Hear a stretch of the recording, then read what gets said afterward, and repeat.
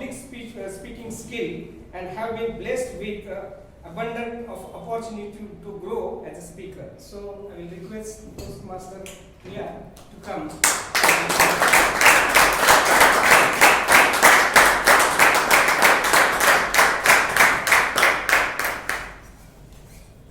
Let's start with a small exercise. I'm going to repeat something and I want you all to repeat it back to me. Alright? I am a Toastmaster. I am a Toastmaster. I am a Toastmaster. I am a Toastmaster. I am a champion speaker. I am a champion speaker. Thank you all so much. And with that, let us dive right in. ISC, it obviously stands for International Speech Contest. And just for all the members for whom this might be the first contest season, the international comes in because it's the only Toastmasters contest which goes beyond the district level. So you have the quarterfinals, semi-finals, and the world championships. But, the aim for today's session is to energize ourselves to put our best foot forward on your club contest, which is on 28th of February. Our aim is to prepare and deliver a speech for which we are extremely proud of and we are creatively satisfied with. That is going to be the agenda of the next 30 minutes. Are we ready? Yes. This whole session, let's talk about before the contest, during the contest, and after the contest. And each section, believe me, is equally important, especially if we pay attention. Before the contest, what do we do before the contest? Preparation. Thank you. What else? Practice. Anything else? Brainstorming. Thank you. Yes? Revising. Revising, yes. Most importantly, we have to ensure we are eligible for this contest. Alright? For the uninitiated, the bare minimum requirement to be eligible to participate, there are 3 points. We will quickly go over them. First, you have to be a member in good standing of a club in good standing. So you find folks are part of one of the best clubs in the district, alright? Pimlico Toastmasters. You do not have to worry about that at all. The next point is that you must have completed level 2 of any educational pathway which Toastmasters offers. So are any of you in level 1 or level 2 right now but not completed yet? Just show of hands. You guys have 4 weeks, alright, to get yourself eligible. Please, especially if you're interested in participating, tap your president and your VP education and I'm sure they will help you out to become eligible by the 28th of Feb. Cool? Now let's start the preparation bit of it. How many of us have written a speech the night before for our club?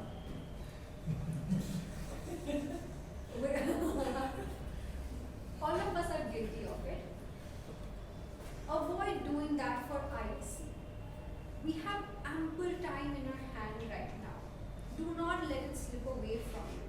All it takes is maybe 15 minutes every day.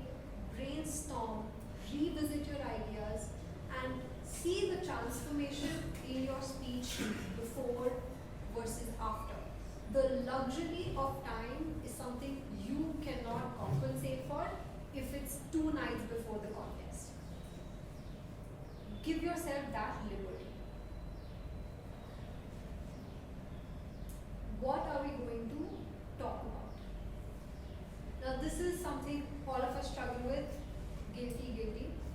ISC has this wonderful thing where you can talk about anything at all, and of course decision paralysis comes into play. It can be an informative speech, you can be an automotive enthusiast, you can literally use 7 minutes to convince people to buy the next Kia car. No one's going to stop you. But here is a very important aspect of any speech craft. Who is hungry for a vada pav right now? Thank you so much for the honesty. You have to know your audience. And who is going to be the major audience for you on the day of the contest? Toastmasters. Thank you, Toastmasters. Toastmasters, and if you get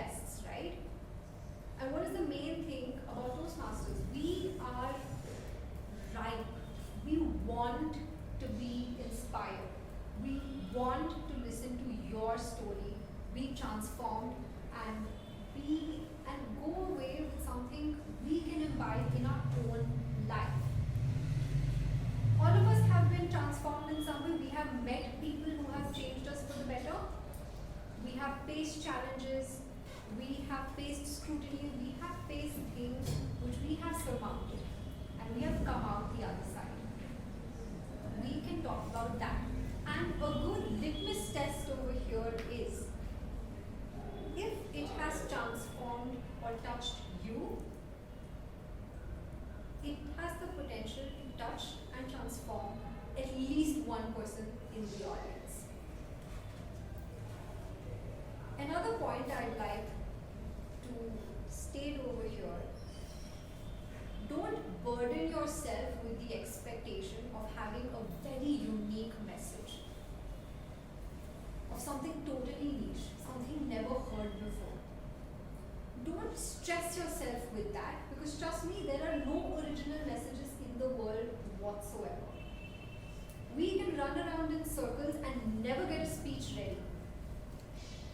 The better option is whatever has worked for us, whatever has transformed us, though it might be a topic which has been done before, it has never been done before the way you can do it, the way Manuel can do it, the way Google can do it, the way anybody can do it. So rest easy. Don't burden yourself with the expectation of a super niche message or a super niche takeaway. How many of us have, how do we actually get down to writing a speech? What are some of the processes that we go through? Do we write it all in one go? Do we just have it in our head? If I could just have some prompted answers. First, like the hookup, then first maybe the hookup line, then the main body, and basically a normal idea of what. Amazing. So you mentioned the opening, which is of course the hook. So let's get right into that.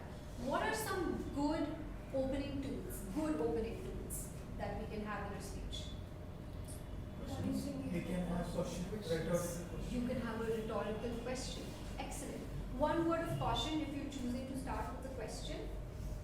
Try to ensure that it is a yes, no, or raise your hand, keep your hand down question. If it is a subjective question, the audience will start giving you answers and eat into your time. And you want to have control of the stage. You have only 7.5 minutes. Right? Choose your question wisely. And the second point, when you are asking a question, don't start with, let me ask you a question. That is like calling, it's like when Americans call tea chai. It's totally redundant. Avoid that. What are some other excellent ways of opening? With some sayings and with some thoughts, some wisdoms. Exactly. Powerful quotes. Especially those which are relevant to our main theme, main message. Any other points? A good joke. A good joke is always an excellent opening. In last year's HSC, there was one gentleman. His theme of his speech was house husband, and his opening was, a marriage is where a man and woman become one. The question is which one? Excellent opening. And what happens if you open with a joke is that when the audience laughs, you feel a little bit of confidence. You're like, okay, audience is on my side, let's do this. We have quotes, questions, a joke, what else? A Songs. bold, sorry? Songs. That's a very brave creative choice, and yes, absolutely, especially if it's relevant to the theme. There have been instances where people have sung a line or two. You can start with a bold or controversial statement. You can come to the start and you can say, I believe that women belong in the kitchen. Right? Alienate the audience a bit, be brave, and then finish the sentence and say, well, so do men, or whatever the speech may be. Any other ideas that we have for openings? Punchline or a quote. Excellent. Now these are good opening ideas. Why? Because they hook the audience, similar to what Sir mentioned. what can make your opening great?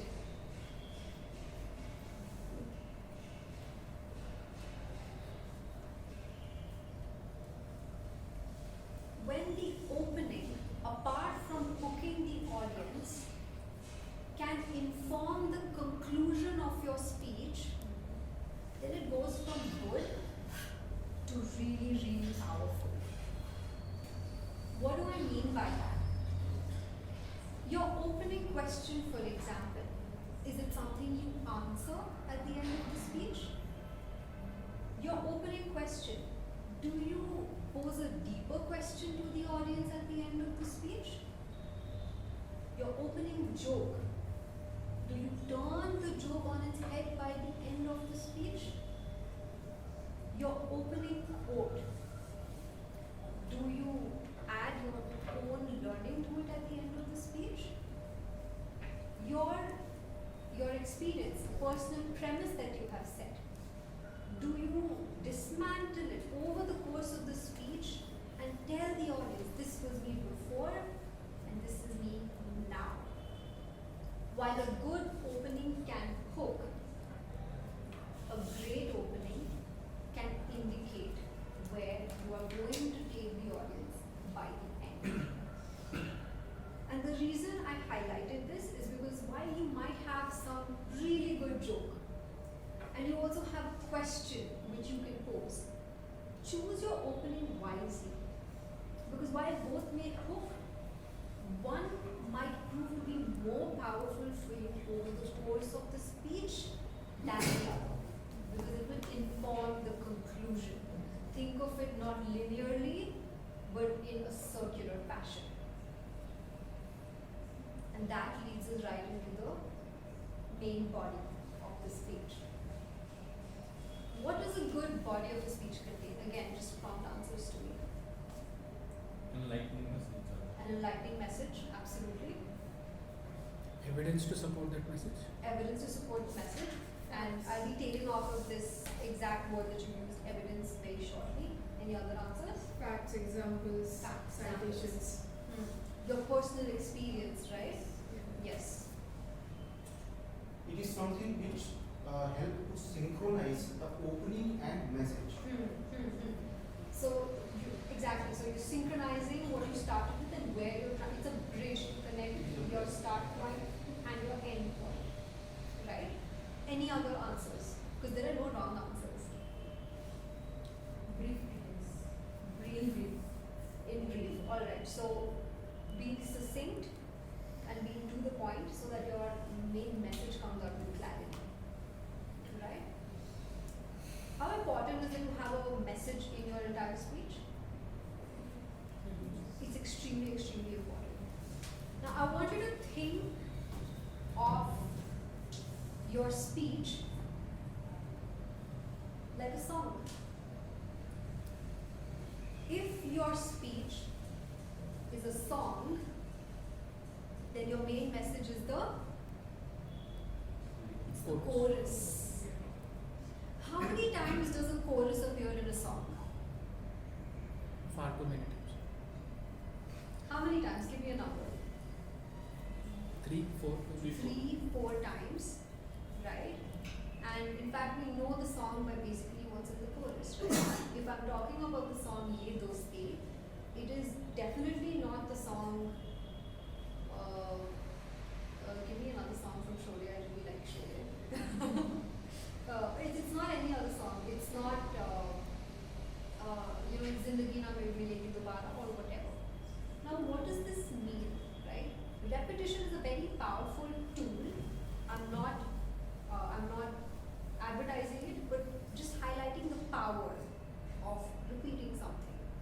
Now, in a song, when you have a chorus, right, you have verse 1, then you have the chorus. Verse 2, then you have the chorus. Verse 3, then you have the chorus. But here is the catch. It's not mindless repetition, is it? Every time the chorus is coming about, the preceding verse is adding a layer of meaning to the chorus. So even though it appears 3 times, by the end of it, there are 3, 4 aspects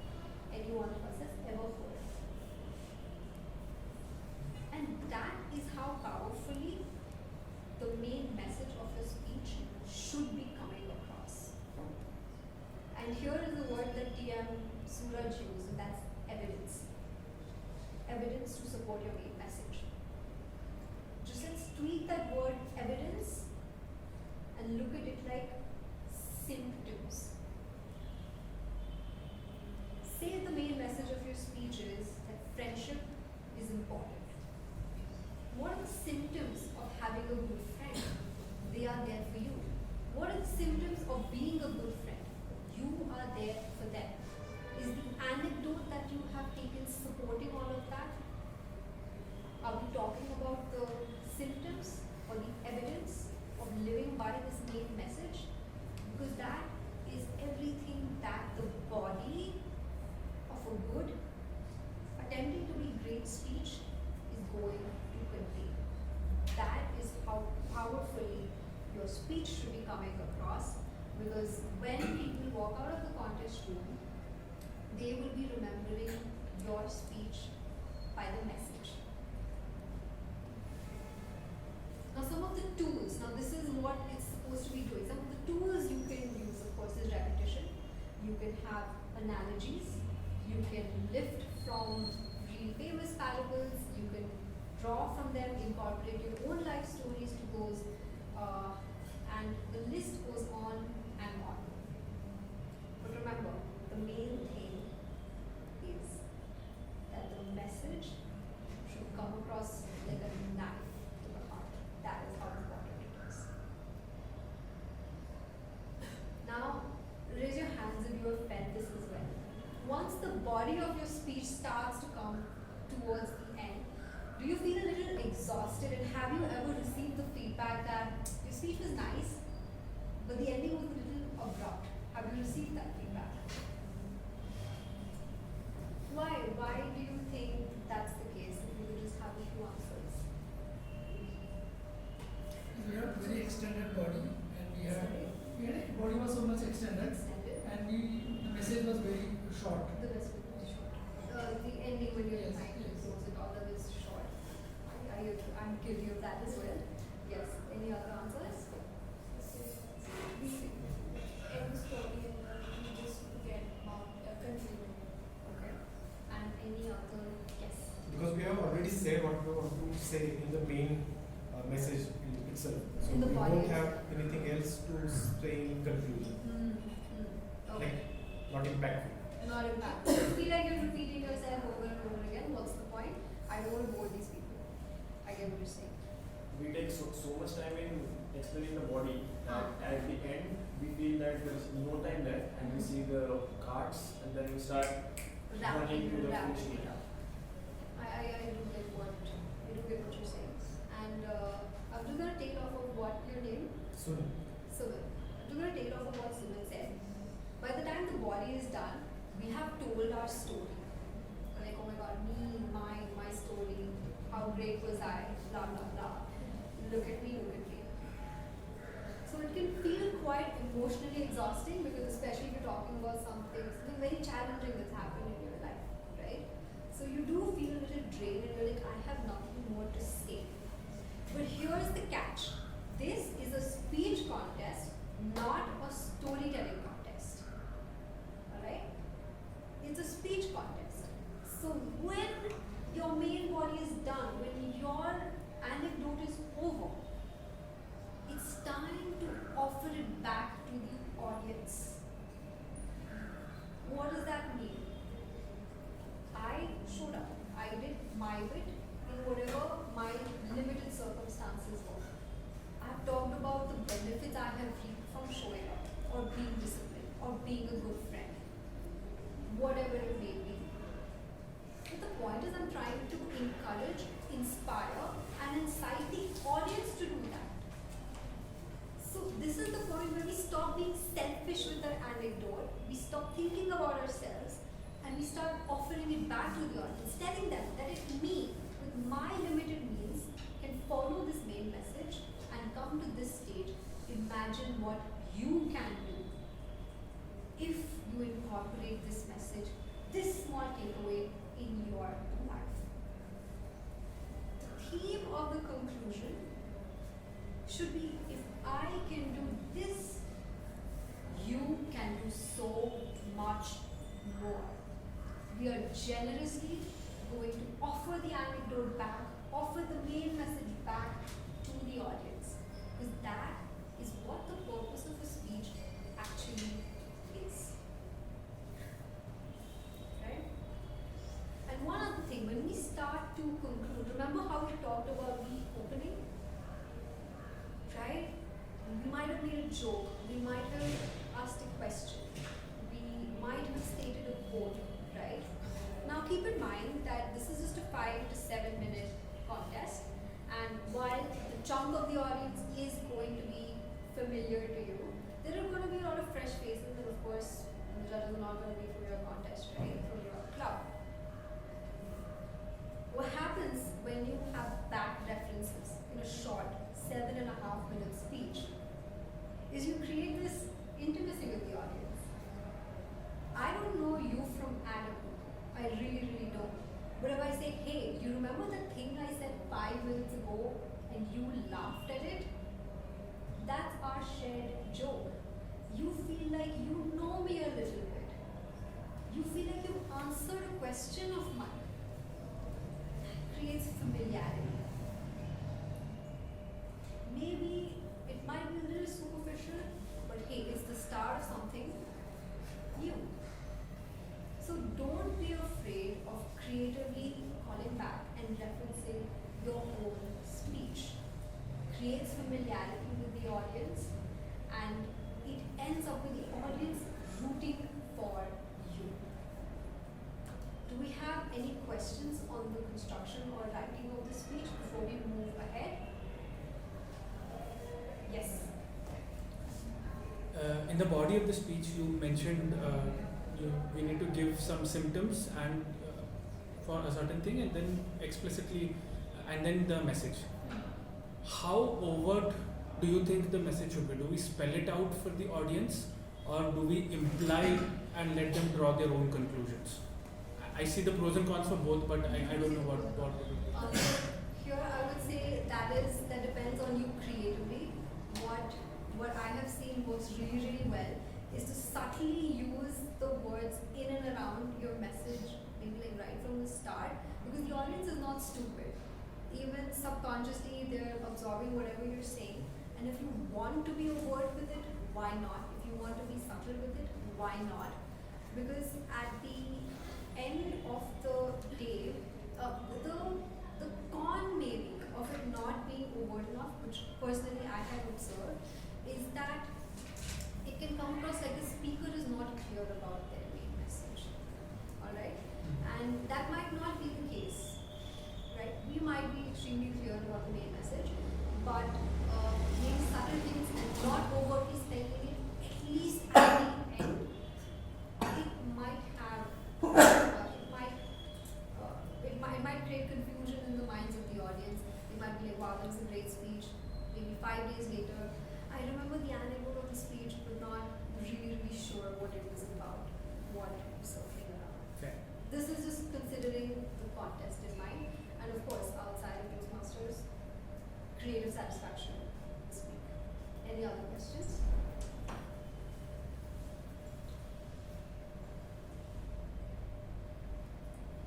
If no other questions right now about actual construction of the speech, just keep in mind these are things that have worked. These are simply stepping stones. Please feel free to mull over these and come up with something completely new. Alright? Just treat these as stepping stones, not a hard and fast rule. Now let's come to practice. How, give me a few methods of how maybe any of you practice for a speech. 30 to 40 times. 30 to 40 times, and you do a full delivery at home, right? Like from start to finish.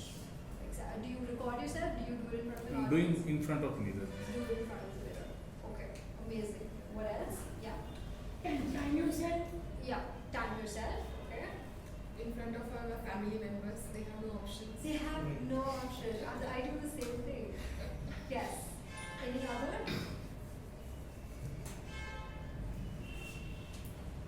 Does In it your mind? in your so the main deliveries on the contest day itself. No, sometimes it happens between while I'm watching something with my family, and Yeah. all of them are confused about who's going to get caught in the movie. But over here, I'm thinking about how I'm going to deliver my speech. Love that. Does anyone record themselves by any chance? Okay, voice recording. Any video recordings? You record yourself. But during actual, when I Acha. deliver the actual, When you at that deliver time, the actual speech, you record yourself. Okay? Understood, understood. Now, here's the thing about practice, and I have experimented both ways, right? Like, just kind of done it in my mind, also recorded myself, also had people watch me. Now, the thing over here is, while this is a contest, we are trying to improve. It's like a crash course in speaking. Your growth is going to be accelerated tenfold. Okay? Video recordings, where do they help? Because when you're actually going through a full delivery for the first time, you might have a body gesture which looks really good in your mind, but it looks very comical on stage. Right? Trust me, you want to know that before, not after. Right? There might be a voice inflection which you didn't know you could do, but when you deliver it and you play the video back, you see that's something good, that's something I can keep. Right? These are like just the pros and cons of maybe doing a video recording, doing an audio recording. How many of you maybe get the speech vetted by trusted people? Do you show the speeches to your mentors, your family members? You do that. You do that. And do you incorporate their feedback? And yeah, alright. Again, here, do go by your comfort zone. And I have benefited both ways, in the sense I have, had creative leisure if I'm not, getting a speech approved by someone, so to speak. That being said, I have received excellent feedback from my mentor. Case in point, last ISC season, I came second in my club level. I came second. I went to the person who came first, asked him for feedback on my speech performance. I got 5 working points, and I was like a horse with my blinkers on. I worked with those 5 points, and then the result came from it. Right? So because the entire aim of a contest is to improve whatever works for you, and it is a good idea to maybe have your speech vetted by a mentor, someone you trust. It can be anyone in your club, or anyone that you know outside as well. Okay? We want to be extremely confident with what we're going to deliver. And now, this brings me to the day of the contest. Any Toastmasters contest is a professional event. Please dress appropriately and feel your most confident. Alright? Because what happens is when we dress and we feel our best, it's like we're putting on that confidence. Right? When we strut onto the stage, we want to feel like, yes, I have everything in my arsenal that I need to deliver my best speech. Right? Now a question, when does the contest start? When you start thinking to participate. No, on the day of, I mean like, literally like on the day of the contest. When you entered, right? Absolutely. A lot of times we hear that it's when you make the first verbal or non-verbal gesture, the timer is going to start then. No. The contest starts the moment you are in the view of the audience. That is when the contest starts. A lot of times you might have visited contests and the next speaker is in line and they are a little nervous. They're not making eye contact with the audience. They shake the hand of the contest chair and then they come to the center stage. You can see them breathe and then they begin to play. Now compare this to someone who is again dressed their best, walking confidently, acknowledges the audience, shakes the hand of the contest chair with a firm grip, smilingly, confidently comes to the center of the stage, waits for the contest chair to take their seat, composes themselves for 3 to 5 seconds, and then starts speaking. Option 1 or option 2? option 2 every single week, right? Keep in mind that the contest starts the moment we are in the view of the audience, okay? Be confident because everyone wants to see someone enthusiastic and energetic on the stage. We don't want to feel like they are maybe unprepared, super nervous, and this is a speech contest. Because trust me, every second that you are earning a brownie point in the minds of the audience is a brownie point in the ballot. At this point, whatever speech you have prepared, whatever prop, whatever gimmick, you are going to fully commit to it. Do not back off, do not hesitate. If you want to sing 2 lines, you sing that with full gusto. You have a prop that you want to use, you are not going to be shy about it. Okay? This is the time to fully commit.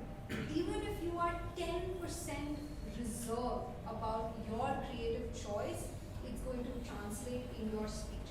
You have the rest of your life to feel regret, okay? And feel second-hand embarrassment on what you did, and that's fine.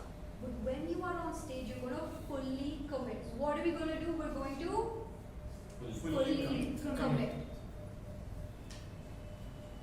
Now your 7.5 minutes are over. You did not get disqualified because you finished it before 7.5 minutes. Congratulations, your ISC speech is done and dusted. How do you gauge whether you have had a good performance and a good contest? How do you gauge usually once your speech is done whether it was good or not? Audience response, okay. Ask a trusted mentor after the speech. Ask a trusted mentor, yeah, okay. Sorry? Feedback, okay. Your self-confidence. Self-confidence, how you're feeling inside after that. Any other answers? You're already in the question answer part. I'm in my question answer part? Amazing. And the green on that. And the green on that. Okay. If during your entire performance, you feel that for 15 seconds, you yourself forgot that you were in a contest. You are having fun on stage, or you are fully engrossed in what you're delivering, you have done a fabulous job. For 15 seconds, if you have forgotten it's a contest, then the audience has forgotten for at least 5 seconds that it's a contest. And trust me, that's no mean feat. Okay? So a good rule of thumb, ask yourself after the contest, how did I feel during the whole process? And after the contest, don't forget to do a retrospective. Ask yourself, where did I feel nervous? Where could I have done better? Take feedback from trusted mentors and do not get disheartened no matter what the result. Now we're going to take questions because we're in the question and answer session. I am so sorry. I got so engrossed. Yes. Any questions that we have? Yes. So sometimes it happens, right? You fumble or you do some mistakes or something happen on the stage, you forgot for a while. So Yeah. how to recover those parts? You go on like a train with the metro station. It doesn't matter, and the only way we can do that is if we are very engrossed, very enthusiastic, very passionate about what we are saying. Alright? If that is not there, it can get difficult to carry on, especially if it's not something which is close to our heart. If it's someone else's story, for example, I might forget, okay, maybe, President Trump, did he kidnap the president of Venezuela before or after that? Can happen. But if it's my own story, I might fumble a little, I might skip a few words, but I know exactly what happened on the day of the archery contest. That's never going to change. Carry on like a train. And if you see a few videos of semis and world championship, it happens there also. Yeah, I've seen that, that's why I asked. Yeah, and here is one other thing. How you carry on reflects even more on you as a speaker. How do we handle these spanners in the works? How do we handle technical glitches? How do we handle things not going our way? That speaks more about your caliber as a speaker than a perfect speech. For example, two speakers have a similar but one has one's story is based on something which is something far more superior. You can say, like not superior, but like his story is something that touches your heart and like leaves a mark behind for everyone. For example, there is a guy who almost lost his friend, but somehow he saved it. And then there's a war veteran. Yeah. Yeah. Now his story will have something really great. Yeah. Not great, but there are still two messages that the same messages. But now everyone definitely remembers the war veteran, but this guy seems to have his story like forgotten maybe. So how can we make sure that even with, like, I have no experience, but someone in front of me might have a lot of experience. Yeah. How can I make sure that my story, which is something everyone has already faced, Maybe like an average kind of life, Yeah. right? Yeah. Okay, so here in fact, we'll just really take this question and then I'll hand it over. Here actually you have an advantage. Not everyone is a war veteran, right? It's not something that's going to speak to each and every person. I have not been in the bunker, right? Now while the incident might be extremely horrifying, it might take us aback, it might make my eyes go wide. But if you have an actionable and a message, right, which is resonating with me, in fact it's going to work in your favor. There it boils down to how have we constructed the speech, right? So that in fact can work in your favor, especially when there are incidents which might not be an average Joe kind of experience, everyone might not have had. Then we leverage the fact that it is so universal.